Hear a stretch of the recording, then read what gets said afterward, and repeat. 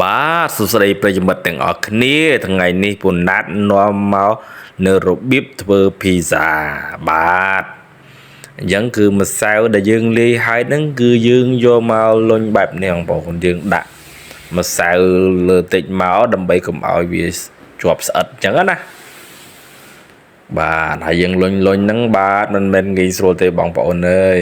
មិនងាយបានមូលទេតើយើងត្រូវការជំនាញឬធ្វើរយៈពេលយូរណាស់ដែលយើងព្រមមកស្ទាត់បានធ្វើឲ្យមូលអញ្ចឹងណាតើអ្នកដែលគេធ្វើរាល់ថ្ងៃហ្មងធ្វើឆាប់មូលទេប៉ុន្តែបើយើងអត់អីដាក់លុញទៅវិចផ្លិចវិចកើតងាយបានដាក់យកមូលនឹងល្អទេបាទអញ្ចឹងគឺយើងយកមកយើងទុបបែបនេះមកបាទហ្នឹងហើយអញ្ចឹងយើងធ្វើមកមូលបែបនេះបាទយើងលុញទុបវាមកបាទហ្នឹងហើយ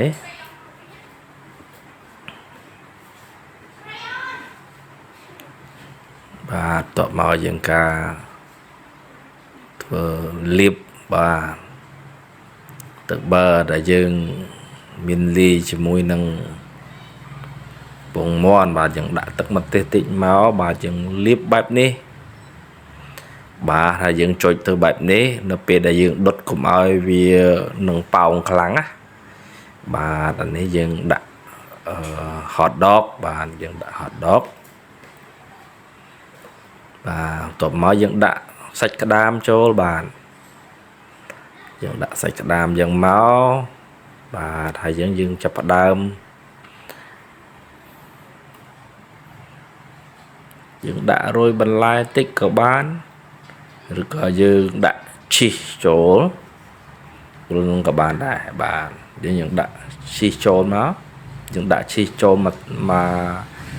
តង់សិនបាទហើយចាំដាក់រោយបន្លែក្រោយយើងដាក់ឈីសបាទហើយឈីសនេះយើងដាក់កាន់តែច្រើនកាន់តែឆ្ងាញ់បងប្អូនហើយប៉ុន្តែគាត់ថាឈីសថ្លៃបាទមកដុំចូល 100000 ណាបងប្អូនអញ្ចឹងគឺថ្លៃណាកំងភីហ្សាបើបានគេដាក់ឈីសឲ្យច្រើនហ្នឹងគឺល្អហើយប៉ុន្តែគាត់ឈីសថ្លៃណាបងប្អូនអើយអញ្ចឹងបើយើងធ្វើញ៉ាំខ្លួនដៃយើងដាក់ឈីសច្រើនគឺល្អឆ្ងាញ់មែនទែនបាទនោះទៅតាមចំណង់ចំណូលចិត្តបងប្អូនទេអ្នកខ្លះមានដាក់គ្រឿងសមុទ្រក៏ដាក់ទៅណា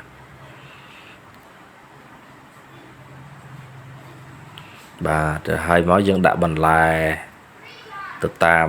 ការដែលយើងចូលចិត្តណាយើងមានម្ទេសផ្លោកយើងមាន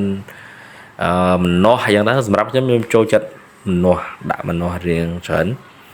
បើម្នាស់ជាមួយនឹងបង្គាឆ្ងាញ់ណាស់បងប្អូនអើយបាទហើយបន្ទាប់មកយើងដាក់ធ្វើដុតបាទដុតនេះយើងដុតតែ13នាទីទេយើង13នាទីគឺយើងឆ្អិនហើយអញ្ចឹងមិនយូរទេក្នុងការដុតបាទនេះអញ្ចឹងនេះគឺឆ្អិនណាបងប្អូនគឺឆ្ងាញ់ណាបាទអរគុណច្រើនហើយបើសិនជាចូលចិត្តសូមចុច like ឲ្យបេះដូងហើយនឹងជួយ subscribe ផងដែរបាទអរគុណ